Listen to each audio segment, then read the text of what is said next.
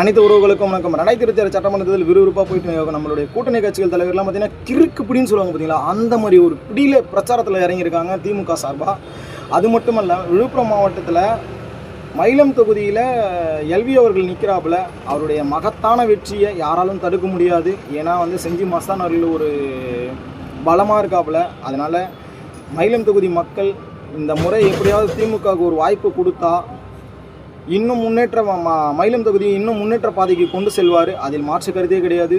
ஸ்டாலின் தொடரட்டும், தமிழ்நாடு வெல்லட்டும், எல்வி அவர்களே மயிலம் தொகுதியை ஆளட்டும் அப்படின்ற ஒரு வாசகத்தை வச்சு உங்களுடைய இருந்து விடைபெறுறேன். நீங்கள் அது மட்டும் இல்லாமல் மயிலம் தொகுதியை எப்படியாவது எல்வி அவர்கிட்ட ஒரு வாய்ப்பை கொடுங்க.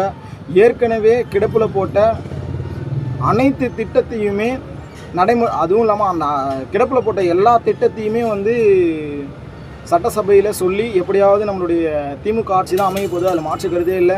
அது எல்லாமே சரி செய்யறதுக்கு உண்டான எல்லா ஏற்பாடுகளுமே எல்வி அவர்கள் செய்வாப்புல. அதனால் நீங்கள் உங்களுடைய பொன்னான வாக்குகளை உதயசூரியன் முரசு சின்னத்தில் செலுத்துங்க. ஸ்டாலின் தொடரட்டும், தமிழ்நாடு வெல்லட்டும், எல்வி அவர்களே ஆளட்டும் மயிலம் தொகுதியை.